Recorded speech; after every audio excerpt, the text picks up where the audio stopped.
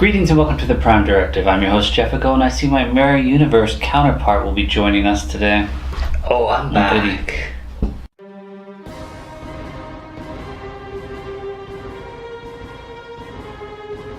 This episode starts out with the gang just hanging out, knocking back a few ones, telling old stories. It was some good character and relationship building. I'm confused. They're allowed to drink alcohol, not synthahol, while on duty? Well, they're off duty. They can do what they want. Well, what if the Kalon attack? Then stumbling Captain Ed wouldn't be so funny now, would he? Well, that's the thing. The Orville's a lot more funnier. Like, it's not all professional this, science that. Like, they're a lot more like us today. So yeah, let's talk about that science. So the robot who was your enemy 3 episodes ago, who infiltrated your crew to study them and determine whether they were going to wipe out the human race and Union, which I'm assuming is like the Federation, is now allowed to do science experiments on time travel. Well, he was testing a theory. Time travel is one of the most dangerous things ever. The repercussions of one simple change can change everything and destroy everything you've worked towards. But he's just doing an experiment. No one can predict a gravitational wave. Were they still drunk? Because it literally looked like the next scene that happened after. Well, they didn't sound drunk, so I assume it was the next day. So past Kelly shows up. Yeah, from like 7 years ago because they were thinking about it, which kind of makes it sound like it was the same day, like 5 minutes later. Also, what kind of explanation is... We went out yesterday.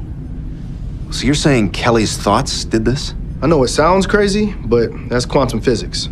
Well, can we at least agree on one thing? I mean, I know younger Kelly was played by the same actress, but damn, those bangs make all the difference.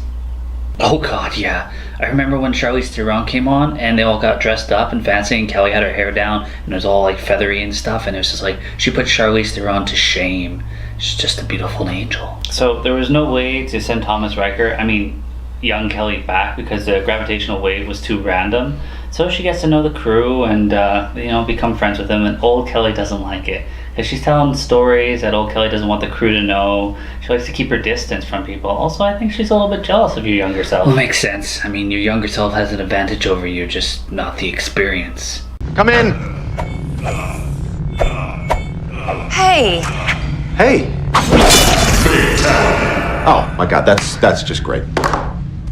Is this a bad time? Well, next, Ed and Gordon are playing some holographic Mortal Kombat-esque fighting game, and young Kelly comes in and asks him out on a second date.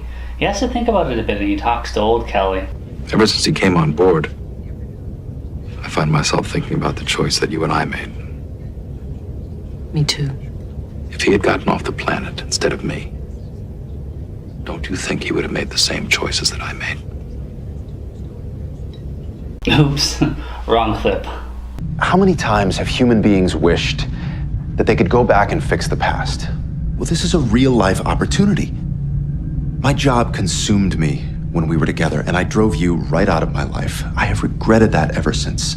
We get to see Will Sasso back, but the date kind of pisses off old Kelly, and she goes after young Kelly and has a talk, and shots are fired. Yeah, even during bro time with Gordon, he tells him it was a bad idea because young Kelly just left him a mess. I really did enjoy the clubbing. I thought that was very realistic. I don't know how much more of this I can take. Dude, it's so loud.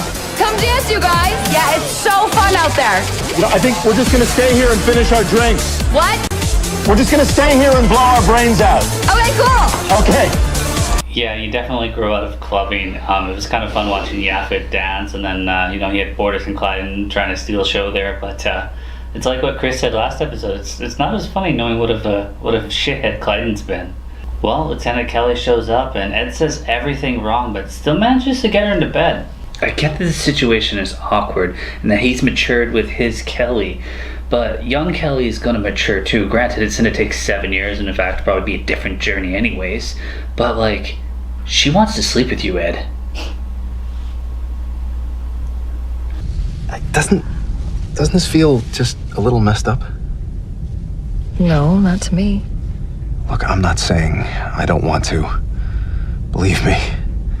It was pleasing to see Lieutenant Kelly in her green uniform. Also, it was pretty cool that she came up with a solution to evade the Kalons by freezing the ship with a project that old Kelly forgot. We get some Kelly on Kelly apologizing and forgiveness before Lamar and Isaac call him and say that they figured it out because, the episode's got to end some way. Yeah, I thought they couldn't do it. Why would they say, no, if they were still working on a solution? Claire suggesting a memory wipe, like, that's not dangerous, and I found it hilarious that, like, young Kelly's is like, well, it works because you don't remember me, and then, like, how it turns out, clearly, it doesn't work properly. I also wondered at the beginning whether they could occupy the same space and time, because, you know, in some time travel thing, you can't. Time cop. But they could, and they held hands and said goodbye to each other. Very reminiscent of another Star Trek. Since my customary farewell would appear oddly self-serving, I shall simply say, good luck. Well, young Kelly wakes up in her time, and she gets that 9 a.m. call from Ed, and she rejects him, so we get a WTF ending. I was wondering if I could take you out again. I just don't see us working out. Don't gloss over that. They put the ship in extreme danger just to pull off this feat. Now there's going to be great implications for the next episode. Plus, we're probably going to have a Kalon problem to deal with in this series finale. I'm still expecting the Krill to show up and maybe Talayla come back, but that would be a pretty jam-packed episode considering they got to deal with Kelly and the time and the Kalons. So, I mean, unless they're going to do a Discovery and have an hour and a half season finale, there probably won't be time all that. Well, final thoughts, Chris? I mean, mirror me. Definitely a lot of comparisons can be made. It's like when you're watching a movie and you're like, wow, like this movie could have been really sweet if they went in this direction. And Orville does a lot of course changes like that, and the end is always somewhat different. If I ever met my future self, I'd kill him immediately because I know why he'd be there. How old are you anyways? 28. Good. Our first date actually does not seem like that long ago.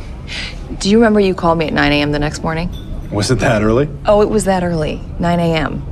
You had zero game. I thought this episode's storytelling was on point. Everything they talked about at the beginning came back full circle, so like everything was fairly relevant and left a lot of possibilities open with the future and how it's going to be changed. Pretty irresponsible to mess with time. That's why you have temporal police to stop this kind of thing. Yeah, the temporal police were really cool. I'm surprised we never got a series on that. Well, as always, thanks for watching, and we'll see you next week for the season finale. Seth promised something big. I hope we get to see Captain Picard and Ed's like his first officer.